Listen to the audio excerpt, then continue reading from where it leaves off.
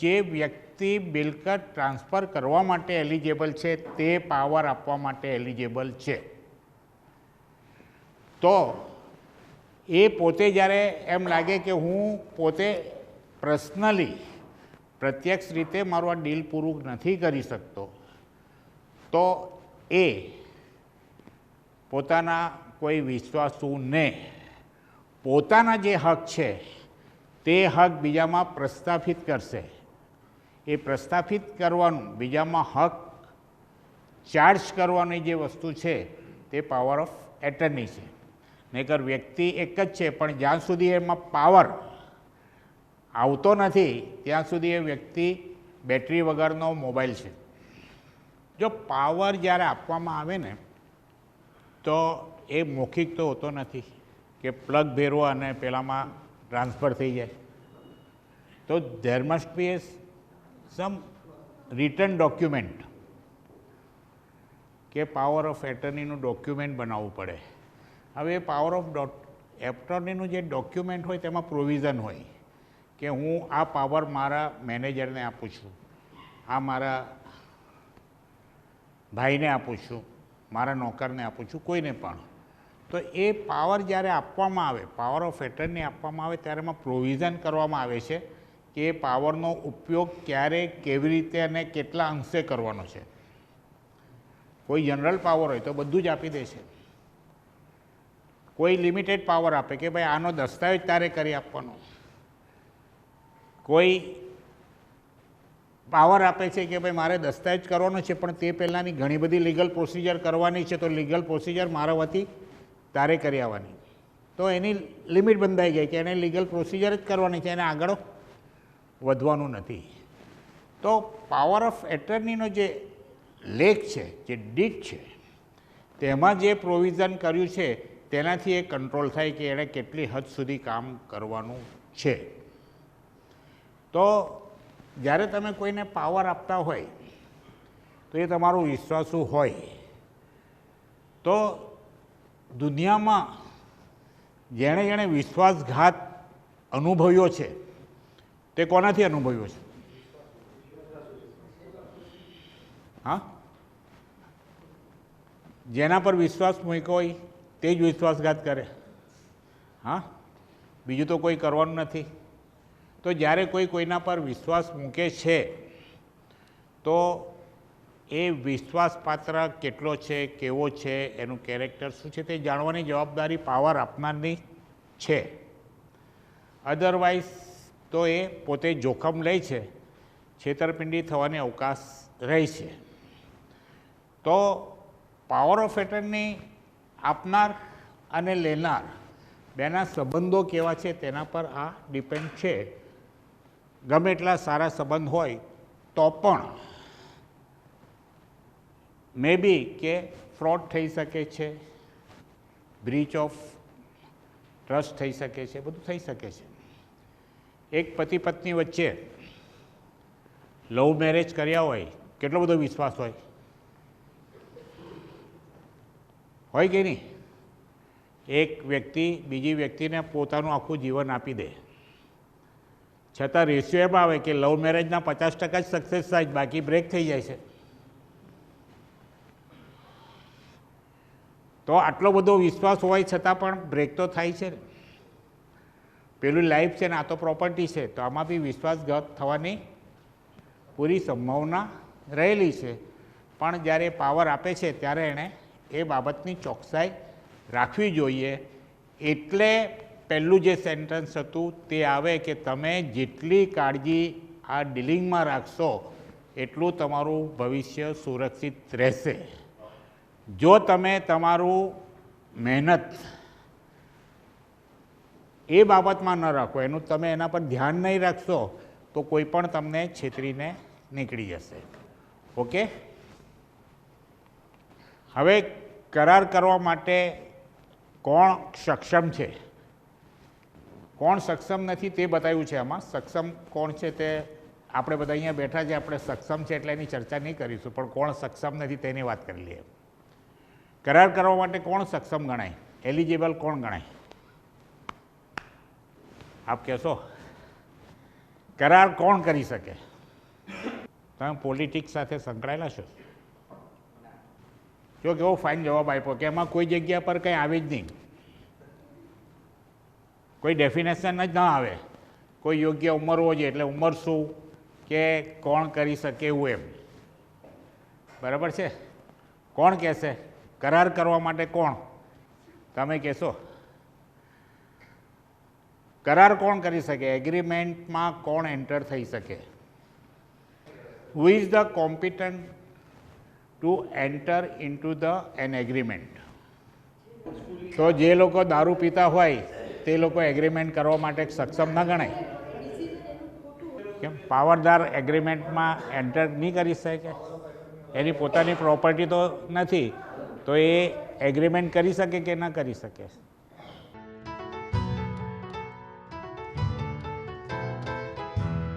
કોણ યોગ્ય વ્યક્તિ કરાર કોણ કરી શકે તેની ડેફિનેશન એ Indian contract act section 11 Indian transfer of properties એક્ટમાં એની ડેફિનેશન નથી આપી. ટ્રાન્સફર ઓફ પ્રોપર્ટીઝ એક્ટમાં એવી ડેફિનેશન આપી છે કે જે કોન્ટ્રાક્ટ એક્ટ હેઠળ એલિજિબલ ક્વોલિફાઈડ છે તે આના માટે ક્વોલિફાઈડ, એટલે આપણે રિફર કરવું પડે કોન્ટ્રાક્ટ એક્ટ. તો કોન્ટ્રાક્ટ એક્ટની 11માં એ બતાવ્યું છે કે એગ્રીમેન્ટ કોણ કરી શકે, કોણ ન કરી શકે એ ટ્રાન્સફર ઓફ પ્રોપર્ટીઝ એક્ટમાં બતાવ્યું છે, પણ કોણ કરી શકે તે કોન્ટ્રાક્ટ એક્ટમાં છે. કે પોતે જે કાયદાને આધીન હોય તે કાયદા અનુસાર પુખ્ત વયની હોય,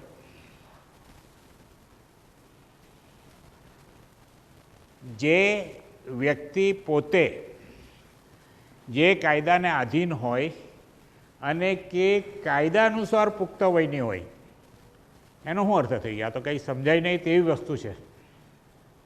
કાયદા અનુસાર પુખ્ત વયનો હોવો જોઈએ, એલિજિબલ એટલે, પણ કાયદાનું એને 18 વર્ષ, એ બે તો વસ્તુ છે જ ને. હવે એમાં વળી નવું શું આવે એમ?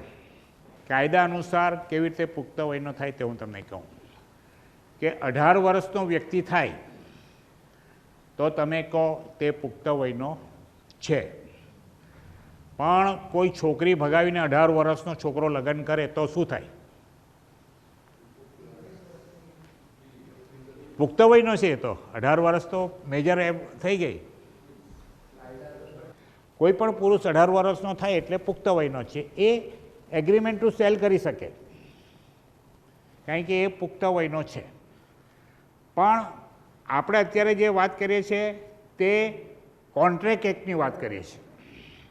કોન્ટ્રાક્ટ એક્ટમાં એમ કે જે કાયદાનો તમે લાભ લેતા હોય તે કાયદામાં જે પુખ્ત વયની ઉંમર ધારણ કરી હોય તે તમારે ધારણ કરો તો પુખ્ત વયનો ગણાય. એના માટે સરળ સમજવાનો જે એક્ઝામ્પલ હતો તે મેરેજનો હતો કે 18 વર્ષનો છોકરો પુખ્ત વયનો થઈ જાય, પણ કાયદા પ્રમાણે મેરેજ કરવા માટે 21 વર્ષનો હોય તો જ કરી શકે.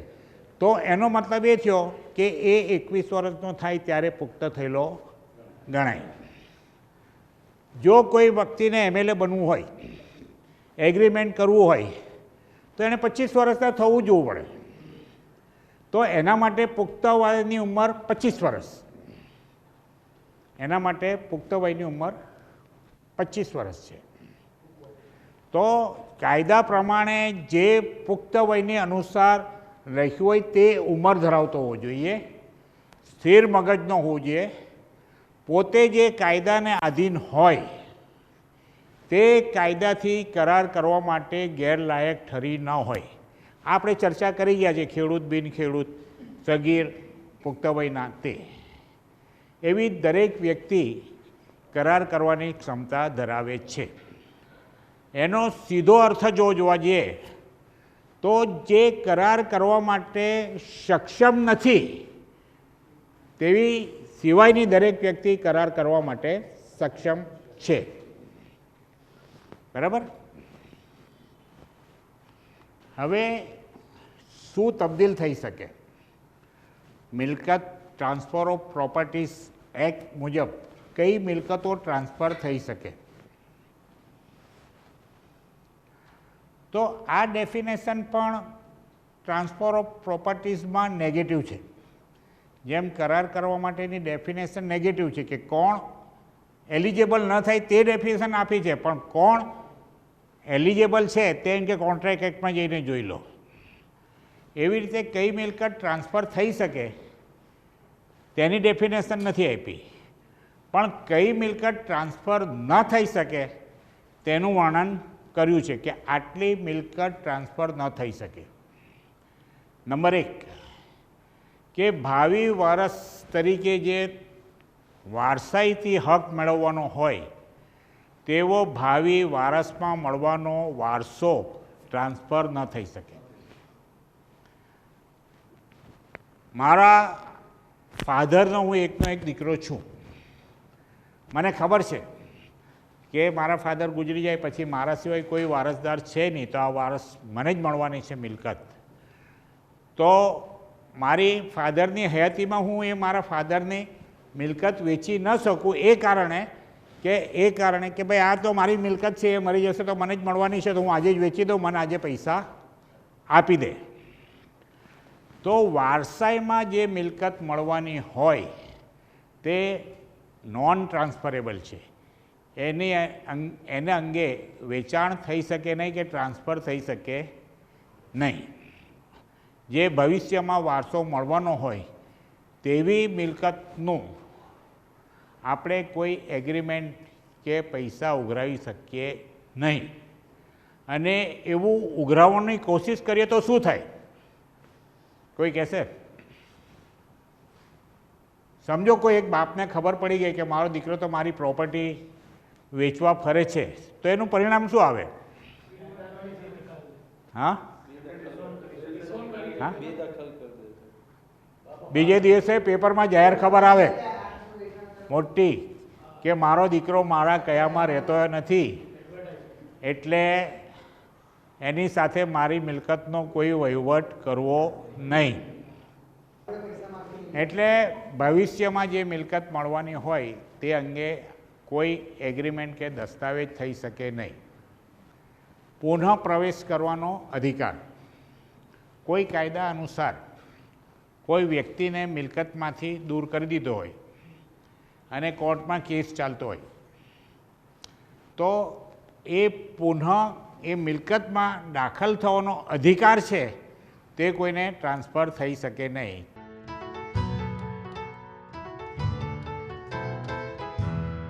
પૈસા ગણે તો ઉપર તો લઈ જાય નહીં, એટલે કે જો આ નીચે ગાડીમાં સેફ મૂક્યા છે, સહી કરે પછી આ ગાડી તને તારા ઘરે મૂકી જશે, એટલે રસ્તામાં કોઈ જોખમ થશે નહીં.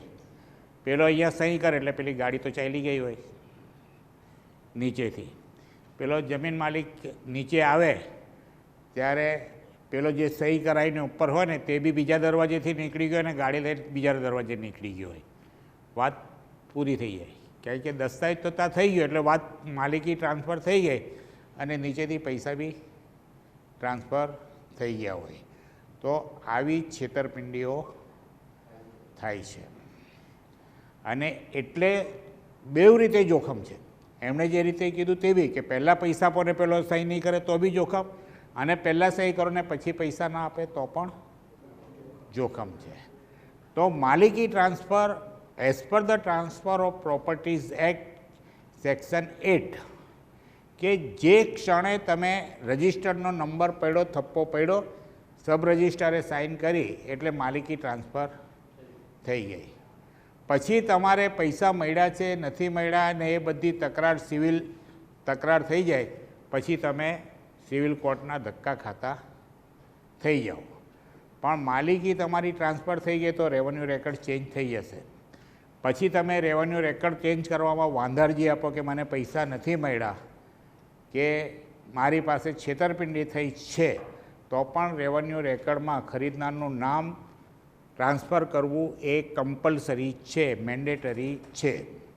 તો રેવન્યુ રેકર્ડમાં વગર પૈસે બી નામ ખરીદનારનું આવી જાય. તો તબદીલી જે ક્ષણે, અને આના માટે ટ્રાન્સફર ઓફ પ્રોપર્ટીઝ એક્ટનો જે પ્રિન્સિપલ સિદ્ધાંત છે કે કોઈ પણ પ્રોપર્ટી એક ક્ષણ માટે પણ નોટ ફોર સિંગલ મુમેન્ટ માલિક વગરની રહી શકતી નથી. કોઈ પણ પ્રોપર્ટી એક ક્ષણ માટે પણ માલિક વગરની રહી શકે નહીં. એ ટ્રાન્સફર ઓફ પ્રોપર્ટીઝ એક્ટનો પ્રિન્સિપલ જે છે તે બેઝિક પ્રિન્સિપલ છે. એટલે કોઈ માણસ મરી જાય, જેવો એ મર્યો એની અંતિમ વિધિ થઈ કે નથી થઈ, એના અગ્નિ સંસ્કાર થયા છે કે નથી થયા, એ સેકન્ડરી વસ્તુ છે. પણ ડૉક્ટરે ડિક્લેર કર્યા કે નાવ હી ઇઝ નો મોર, એની મિલકત એના વારસદારોમાં ચાલી જાય. કોઈ પણ ક્ષણની રાહ જોયા વગર કે હજુ આને ઘરે લઈ જઈએ ને પછી ભાગલા પાડીએ, પણ એ ક્ષણ હોસ્પિટલમાં જો એને કહે કે દિસ પાસ ઓન તો પતી ગયું કામ. એની પ્રોપર્ટી ઓટોમેટિક એની વારસદારમાં એક ક્ષણે ટ્રાન્સફર થઈ જાય. કોઈ પણ પ્રોપર્ટી સંપાદન થાય તો જેવું સંપાદનનું એવોર્ડ ડિક્લેર થઈ જાય અને નોટિફિકેશન બહાર પડે એટલે પછી એ કબજો લીધો ન લીધો પણ માલિકી ટ્રાન્સફર થઈ જાય. ટાઉન પ્લાનિંગ એક્ટમાં ફાઇનલ પ્લોટનું જાહેરનામું બહાર પડી ગયું તો એ હજુ તમારે સર્ટિફિકેટ સનદ આવે ન આવે, કબજો ફેરફાર થાય ન થાય, પણ જેવું જાહેરનામું બહાર પડે એ જ ક્ષણે એ પ્રોપર્ટીના માલિકો અદલા બદલી થઈ જાય. તો કોઈ પણ પ્રોપર્ટી એક ક્ષણ માટે પણ માલિક વગરની રહી શકે નહીં. ઓકે, તમારો કોઈ સારો અનુભવ કોને પ્રેક્ટિકલ તમને કોઈ શેના માટેનો?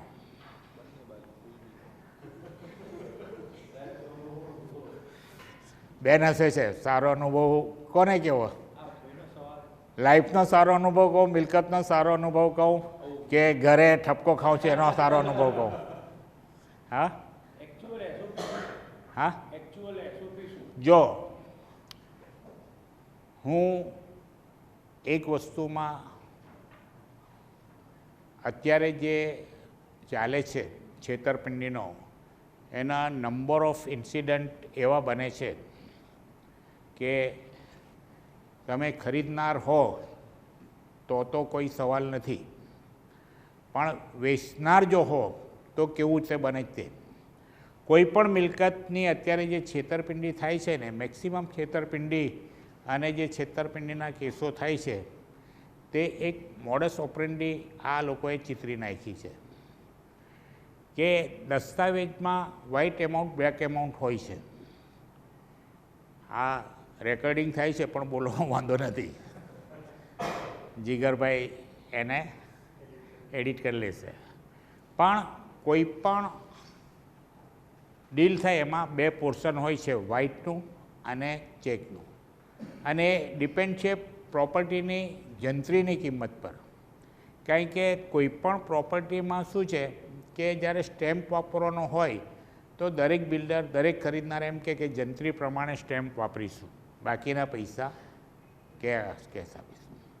હવે શું કરવામાં આવે છે કે જંત્રી પ્રમાણે દસ્તાવેજ કરે અને કેશના પૈસા ચેકમાં આપે કે આ કેશ ચેક તને 1 મહિના પછી વટાવી લેજે, 2 મહિના પછી વટાવી દેજે. તો આને સમજાવવામાં કેવું આવે તો આ ચેક છે, જો આ નહીં વટાવશે ના રિટર્ન થશે તો ઓટોમેટિક દસ્તાવેજ રદ થઈ જશે, અથવા તો તું 138નો કેસ કરી શકશે. એટલે આ સિક્યોર છે, બરાબર છે? આવું પોસિબલ છે? નથી કે હા આપે જ છે બધા, દસ્તાવેજનો ઉલ્લેખ નથી, પણ એ તો કેશ વિડ્રોલનો ચેક છે કે તું સેલ્ફનો ચેક છે, બેંકમાં જઈને વટાવી લેજે આ તારીખે. હા હા, ના પણ આ તો જે બિલ્ડરોની વાત કરું છું કે બિલ્ડરો પૈસા આપવાને બદલે ચેક આપી દે કે ભાઈ હું તને મને દસ્તાવેજ કરી આપ, તો હું એના પર લોન લઉં તો તને કેશના પૈસા આવે, તને ચેક સિક્યોરિટી પેટે આપું છું. તારે સિક્યોરિટીનો ચેક છે, તું વટાઈ લેશે. જો ચેક રિટર્ન થાય તો 138 કરજે. બરાબર છે. આ સંજોગોમાં શું થાય પરિસ્થિતિ?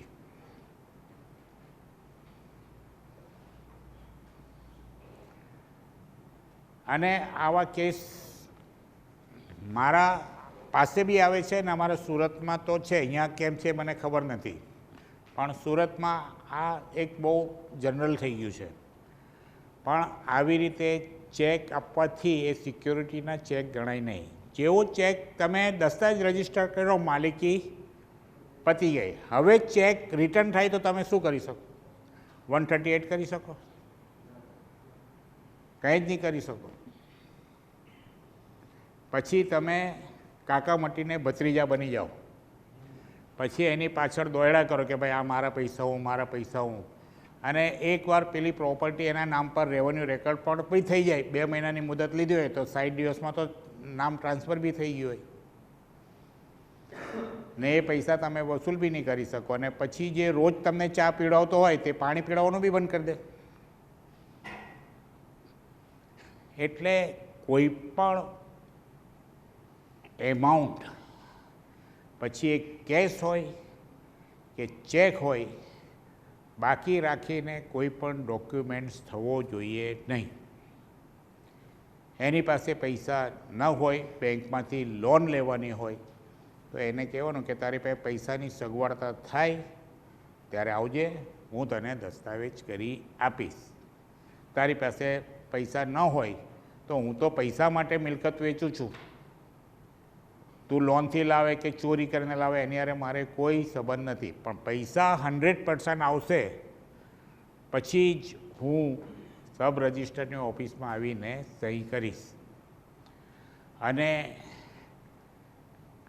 અત્યારે જે જંત્રીના ભાવ છે ને સુરતમાં 20% છે, 80% કેશ પોર્શન ચાલે છે. 80%. 20%માં દસ્તાવેજ કરી લે પછી 80%ની હાલત ખેડૂતની કેવી થાય? અને ખેડૂત લોકોને ચેક આપે એટલે આમ ચેક જોઈને ખુશ થઈ જાય કે ચેક તો આપી દીધા છે ને આપણે વટાવી દઈશું. ક્યાં જવાનું?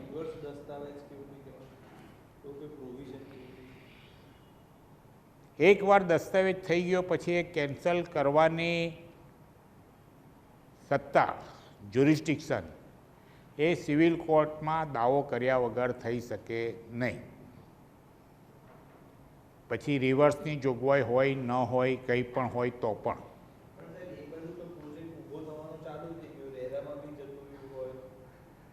પણ પેલો તો પૈસા માટે લટકતો રહે ને. હા તો ચાલુ જ થઈ જાય ને, એના નામ પર ઓનરશિપ થઈ જાય તો ચાલુ જ થઈ જાય ને. અને એના પર કોઈ કહે તો જો મારું તો રજિસ્ટર્ડ દસ્તાવેજ છે, મારું રેવન્યુ રેકર્ડ પર નામ પણ ચડી ગયું છે, એનું રેવન્યુ રેકર્ડ પર તો નામ ચડી જ જવાનું, પૈસા તો કંઈ લેવા દેવા રહેતી નથી. હા, ખેડૂત કેસ કેવી રીતે જીતે? દસ્તાવેજ કરી પછી કેસ કેવી રીતે જીતવાનો? પૈસા બાકી. આ ચેક સૌથી પછી કોર્ટમાં સવાલ એ આવે કે આ ચેક તારી પાસે આવ્યા ક્યાંથી, શેના આવ્યા? તો એ કે જમીનના. તો કે જમીનમાં તો જે દસ્તાવેજમાં લખ્યા હતા કે આટલી કિંમત એટલા તો તને મળી ગયા.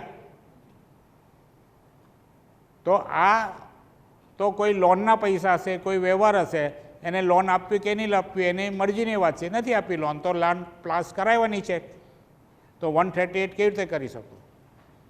138 ક્યારે થાય કે તમે કોઈને પૈસા આપ્યા હોય, કંઈ માલ આપ્યો હોય, એની અગેન્સ્ટમાં તમને ચેક આપે તો 138 થાય.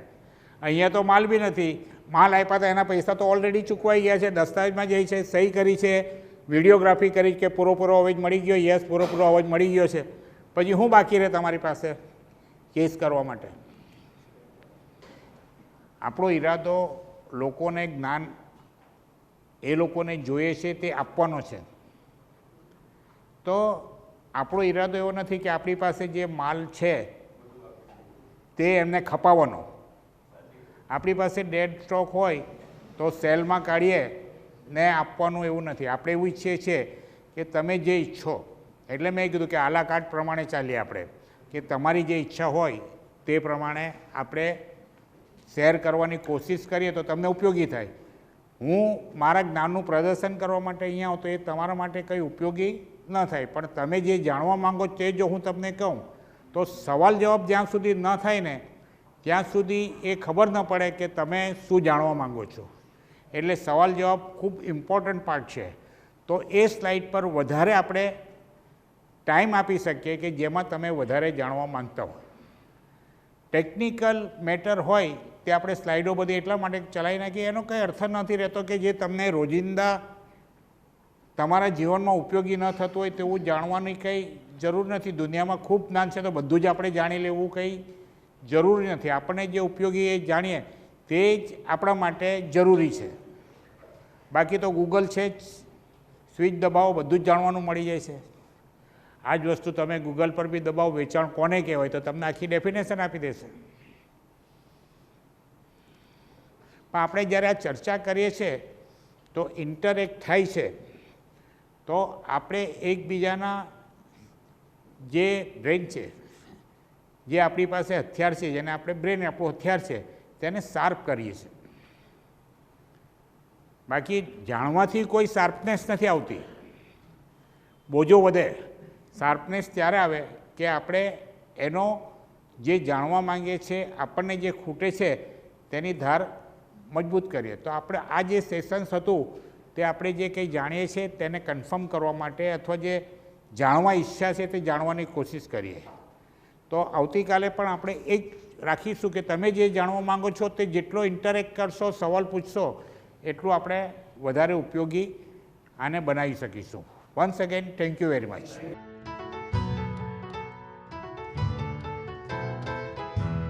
હવે આપણે થોડુંક જુદી રીતે પૂછીએ, બ્લોક કોને કહેવાય? જો આ બ્લોક તમારે સર્વે નંબરથી આપણે સ્ટાર્ટ કરીએ તો પહેલાં જે જૂની જેટલા બી જે 7/12 હતી 1948થી 62 સુધીમાં એમાં બ્લોક નંબર શબ્દનો યુઝ નહોતો થયો, ફક્ત સર્વે નંબરનો જ યુઝ થયો હતો. પછી એમાં આ બે વસ્તુ લખીને આવી બ્લોક, કારણ કે 1962માં એક કાયદો આવ્યો ટુકડાધારો અને એકત્રીકરણ. ટુકડાધારો અને એકત્રીકરણ આખું કાયદાનું નામ બેઉ સાથે જ આવે, ટુકડા અને એકત્રીકરણ અધિનિયમ. તો એમણે જે કીધું તે બિલકુલ સાચું કીધું. શું નામ છે તમારું? સિદ્ધરાજ. અચ્છા, તો આજે તો આપણે તાલીથી સ્ટાર્ટ કરીએ કે શરૂઆતમાં સૌથી સારો જવાબ એમણે આપ્યો. જો બહુ ડિફિકલ્ટ જવાબ છે. સામાન્ય રીતે જવાબ જે આપે છે ને તે એમ કહે છે કે બધા જે ડાંગરના ક્યારી બનાવી હોય ને ટુકડા તો એમ કે એ બ્લોક હોય કે જુદા જુદા, કાં તો એમ કે એક સર્વે નંબરમાંથી જે પહેલો જવાબ આપ્યો કે એક સર્વે નંબરમાંથી જુદા જુદા પ્લાટ પાડે એને બ્લોક કહેવાય. એકચ્યુઅલી પ્લોટ કહેવાય પણ એને બ્લોક તરીકે ઓળખાયું. પણ ખરેખર એકત્રીકરણ એટલે છે એવું છે કે વૈજ્ઞાનિક રીતે જો કોઈ ખેતીની સારી ઉપજ લેવી હોય અને એમાં મજૂરી ઓછી વપરાય તો એને જગ્યાને મોટા પીસમાં હોય ને તો પોસિબલ થાય. કારણ કે તમારે ઓછી મજૂરી કરવી હોય તો મશીનનો યુઝ કરવો પડે. ટ્રેક્ટર છે કે વોટ એવર એની મશીનરી છે તેનો ઉપયોગ કરો તો તમે ઓછી મજૂરીથી તમે વધારે પાક મેળવી શકો.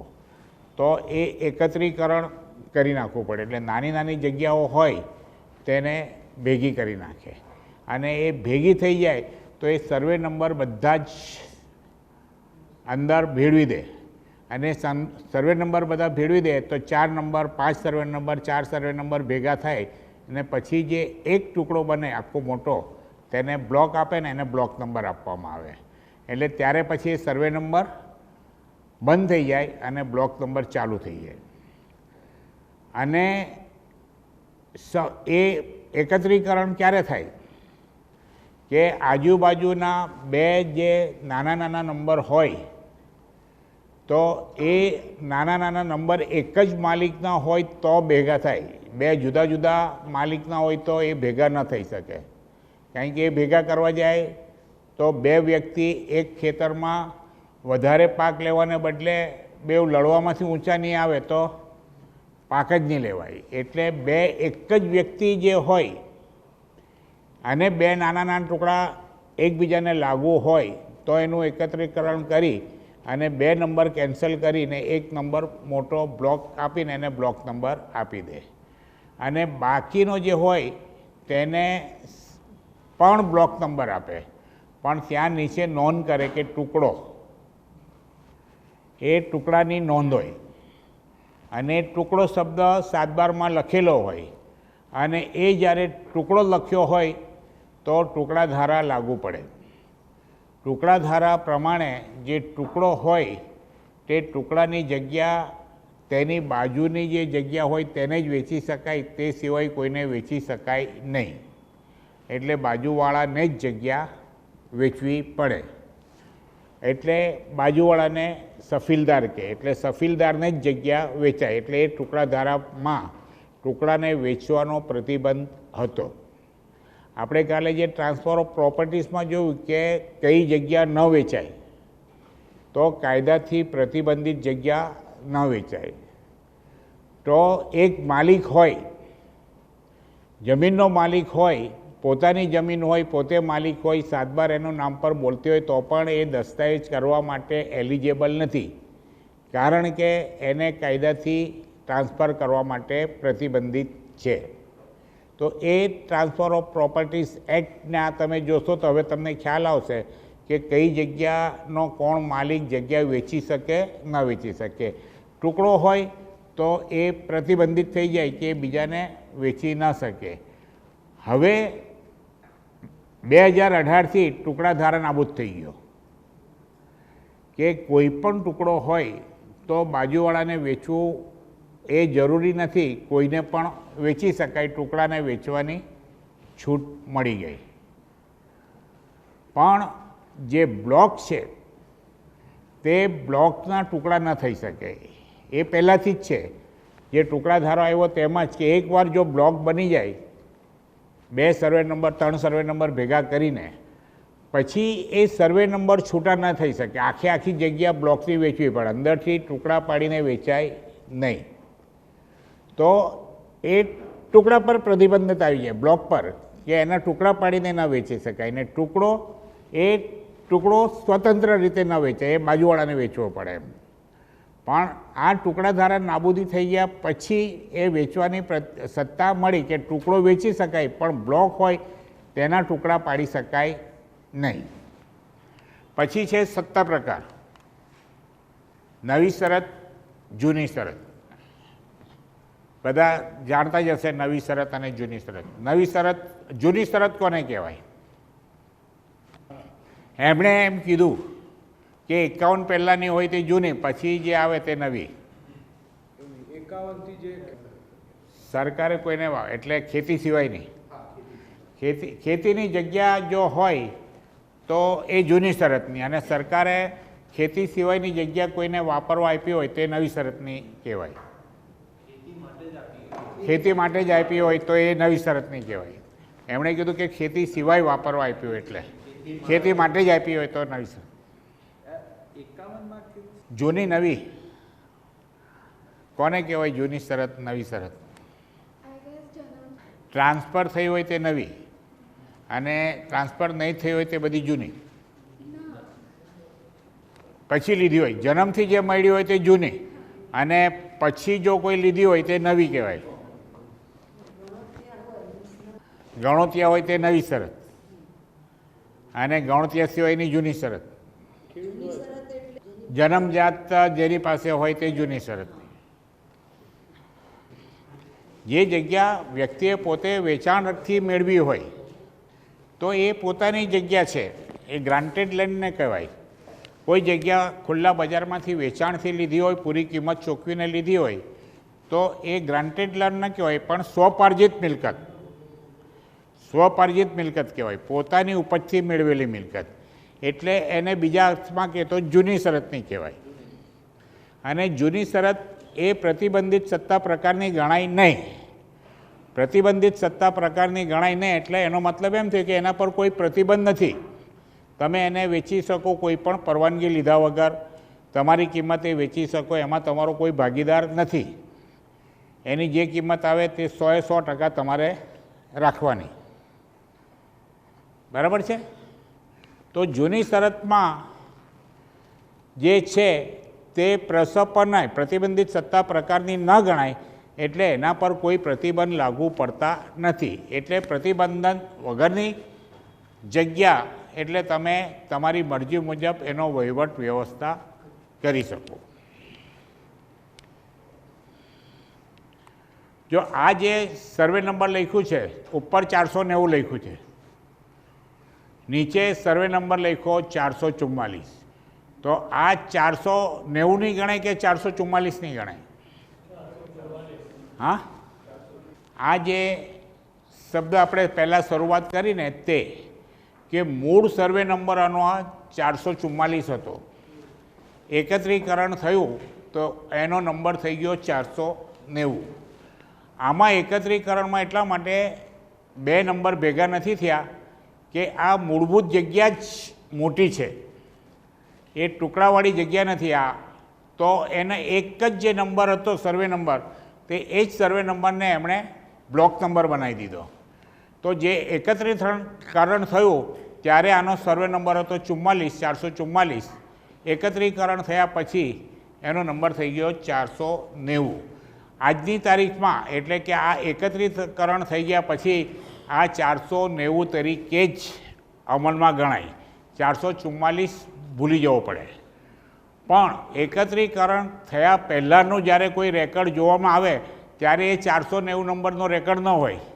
તો આ એટલા માટે લખે કે એકત્રીકરણ પહેલાં આનો કયો નંબર હતો એ જાણવા માટે એ વધારાનો નંબર જૂનો નંબર લખ્યો હોય. તો નવો અને જૂનો બે તરીકે ઓળખાય. બરાબર? પછી આ મોજે તાલુકો અને જિલ્લો.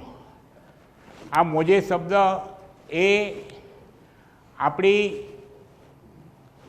જે ઓરિજિનલ સંસ્કૃતિ ભાષા છે ને તે છે મોજે. એટલે જેને આપણે એમ કે ગામનું નામ કહેવાય તો પહેલે ગામનું નામ એવું લખતા નહોતા, એટલે મોજે ફલાણું, એટલે ગામનું નામને બદલે મોજે શબ્દ એટલે આ ગામની જગ્યા. એટલે અહીંયા મોજે એટલે ગામ, પછી તાલુકો અને જિલ્લો. આપણો આખો જે મહેસૂલ રેકર્ડ છે, જમીનો છે, તે 3 ડિવિઝનમાં વહેંચાય છે. ગામ આવે, ગામનું એક એરિયા સંગઠિત થાય તો એ તાલુકો બને, અને તાલુકા બધા ભેગા થાય એટલે જિલ્લો બને. આ રેવન્યુ જે સર્વે નંબર હોય તે બધા જ માટે સરખી રીતે લાગુ પડે. પછી ઇલેક્શન હોય ત્યારે પણ તાલુકો, જિલ્લો અને ગામ એ પ્રમાણે કોન્સ્ટિટ્યુન્સી નક્કી થાય. MLA MP જે નક્કી થાય તાલુકા જિલ્લા પ્રમાણે તે આ પ્રમાણે થાય. અધિકારીઓની નિમણૂક થાય તો તાલુકા લેવલ પર પ્રાંત અધિકારી આવે, કાં નાયબ કલેક્ટર આવે. ગામ લેવલ પર તલાટી આવે. તલાટી, મામલતદાર, પ્રાંત અધિકારી અને પછી જિલ્લા લેવલ પર જિલ્લા કલેક્ટર. સામાન્ય રીતે 3 મેઇન પોસ્ટ ગણાય રેવન્યુમાં: કલેક્ટર, પ્રાંત અધિકારી અને મામલતદાર. પછી અહીંયા જે છે તે એરિયા આવે છે. પહેલાં એરિયા શેમાં આવતો હતો? એકર ગુંઠામાં. અને હવે એ એકર ગુંઠા ચેન્જ થઈ ગયો, મેટ્રિક પદ્ધતિ આવી ગઈ એટલે હેક્ટર આરે ચોરસ મીટર આવી ગયા. એટલે દરેક જગ્યાનું અહીંયા પહેલાં એકર ગુંઠા લખેલું આવતું હતું તે હેક્ટર આરેમાં થઈ ગયું. અને એની સામે અહીંયા એના લાયક જમીન, જે શબ્દ વાપરો છે લાયક જમીન અહીંયા, અને અહીંયા એ છે એની વર્ણન. હવે આ જે લાયક એટલે એવું છે કે જરાયત, મોસમી, પડતર, પછી પોત ખરાબો, એ બધું અહીંયા વર્ણન કર્યું હોય કે કયા પ્રકારની જગ્યા છે અને એનું ક્ષેત્રફળ કેટલું છે અને કુલ્લે કેટલું થાય. પછી આ આકાર શબ્દ છે. આકાર, આકારનો અર્થ શું થાય? આકારનો અર્થ શું થાય? અહીંયા આકાર લખ્યું છે.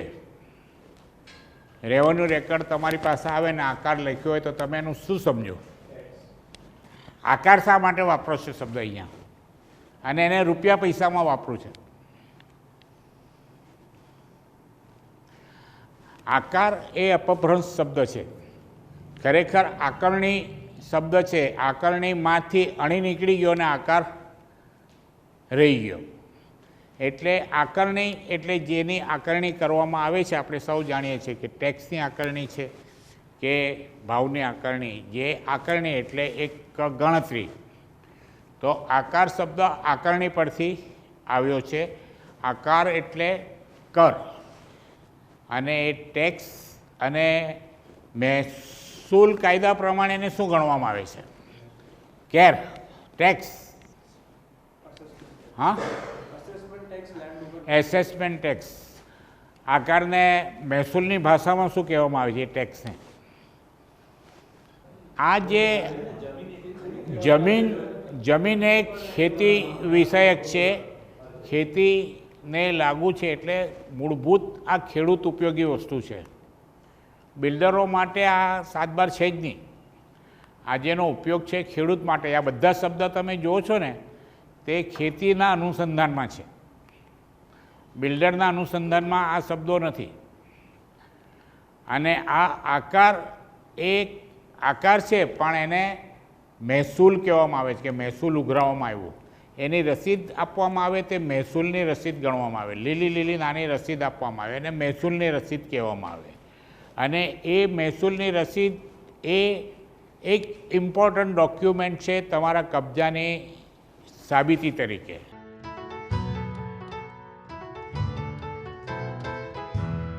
હું મારા લાઈફનો અનુભવ કહું તો મને આગળ વધવાનો જે એક મોકો મળ્યો તેનું એક કારણ એ હતું કે જે સમૂહમાં જતો હતો તે સમૂહના બધાના ચહેરા અને તેનો પરિચય કેળવી રાખ્યો હતો.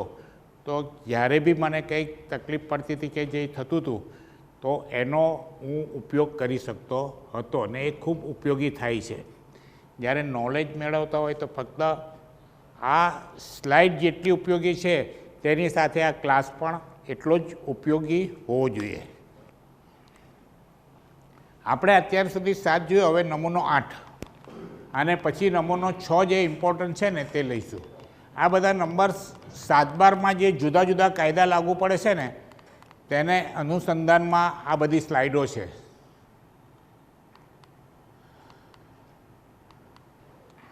આ નમૂનો નંબર 8 છે. નમૂનો નંબર 8 એટલે એને સિમ્પલ ભાષામાં કહીએ તો ખાતા વહી કહેવાય. એક ખેડૂત એક ગામમાં જેટલી જમીન ધરાવતો હોય તેનું એક ખાતું હોય, તેમાં એની દરેક જગ્યા લખી હોય.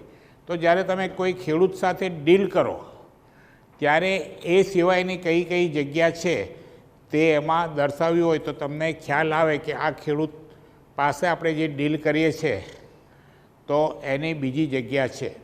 બીજા બધા ઘણા એવા જૂના શબ્દ છે કે જે આપવામાં આવતી હતી જગ્યાઓ ઇનામી તરીકે કે ચાકરિયાત તરીકે. પહેલાં સરકાર શું કરતી હતી કે પગાર આપવાને બદલે એને જમીન આપતી હતી. એની જે ઉપજ આવે તેમાંથી એણે પોતાનો પગાર કાઢી લેવો. એટલે સરકારે પગાર આપવાની જવાબદારી માથે રાખી નહોતી. તો એ ચાકરિયાત લેન્ડ કહેવાતી હતી. પછી પટેલ લેન્ડ હતી, ગરાસિયાની લેન્ડ હતી, પછી જે ધર્માદા લેન્ડ હતી, દીવાબત્તી માટેની લેન્ડ હતી.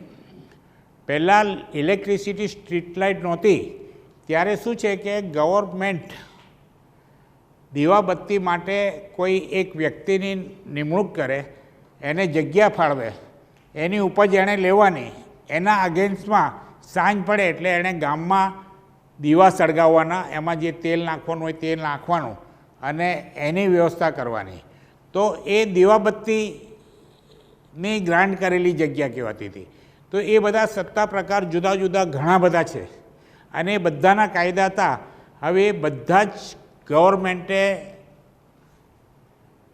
રદ કરી નાખ્યા અને એની જગ્યા પર બધાને કીધું કે તમે પૈસા ભરો એટલે તમને જગ્યા ગ્રાન્ટ કરી દઈએ. એટલે બધાની પાસે પ્રીમિયમ લેવાનું ચાલુ કરી દીધું.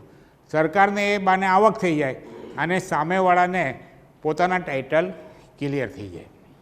હવે સિટી શહેરોમાં સત્તા પ્રકાર તમે જુઓ ને તો તમને એમ થશે કે આ બધું યાદ રાખવું બહુ મુશ્કેલ છે. તો જે સત્તા પ્રકાર અહીંયા લખેલું છે તે કોઈ સત્તા પ્રકાર આખો લખે નહીં. ABCD EFG એવું લખેલું હોય, ફક્ત એક જ અક્ષર લખ્યો હોય ABCD. હવે તમે એ જુઓ તો એ પ્રમાણે એ લખ્યું હોય તો ગામતળની મહેસૂલ માફી, બી લખ્યું હોય તો સરકાર દ્વારા વેચાણ કે પટ્ટે થયેલી, સી હોય તો વિશેષ ધારાને પાત્ર, ડી બિન નફાકારક સાર્વજનિક હેતુની, ઈ મ્યુનિસિપાલિટીની. હવે આ બધી તમે જુઓ તો આટલા એના કોડવર્ડ છે. હવે ABCD લખ્યું હોય ને જો તમારું ધામ ન હોય, સિટી સર્વેમાં ને એવી મિલકત ખરીદો તો મે બી F લખેલું હોય સત્તા પ્રકારમાં તો એ ધર્માદાની જગ્યા હોય તો પાછી તમે લેવેચ ચેરિટી કમિશનની પરવાનગી વગર કરી શકો નહીં. ગયા મહિને હાઈકોર્ટમાં એક પિટિશન થઈ કે હાઈકોર્ટની જે કાર્યવાહી ઇંગ્લિશમાં ચાલે છે તે બંધ કરીને ગુજરાતીમાં કરવી જોઈએ, કારણ કે ગુજરાતીમાં જ બધા સમજી શકે છે. તમે આ પેપરમાં વાંચ્યું હોય તો હાઈકોર્ટની જજમેન્ટ, હાઈકોર્ટની કાર્યવાહી ગુજરાતીમાં શા માટે નહીં, અને એ પિટિશન નીકાળી કાઢી હાઈકોર્ટે કે ભાઈ કોન્સ્ટિટ્યુશનમાં એવું લખ્યું છે, આપણા ભારતના બંધારણમાં એવું લખ્યું છે કે હાઈકોર્ટ પછીની જે કોર્ટ છે તે નેશનલ લેવલ પર છે. તો એમાં પરપ્રાંતિની હિન્દીની ચાલે, મરાઠીની ચાલે, ગુજરાતીની ચાલે. એટલે એક સ્ટાન્ડર્ડ લેંગ્વેજ જે અંગ્રેજ વખતથી કાયદામાં ઘડાયેલી છે અને કાયદા ઇંગ્લિશમાં છે, તો હાઈકોર્ટ પછીની જેટલી કોર્ટ છે તેમાં ઇંગ્લિશ ચલાવવું. એટલે એણે એ પિટિશન ગુજરાતીની કાઢી નાખી. આવી રીતે બીજી જગ્યા પર મહારાષ્ટ્રમાં બી પિટિશન થઈ હતી કે મરાઠીમાં કેમ નહીં. બધી જગ્યા પર આવી પિટિશન થઈ છે પણ કાઢી નાખી છે. તો thank you very much all of you. 2 દિવસની સાથેનો આપનો સંગ, મારી મુસાફરી બહુ સારી રહી.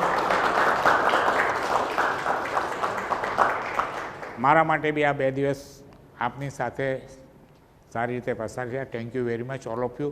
મને ખૂબ 2 દિવસ 3 કલાક સહન કરવા માટે ખૂબ આભાર.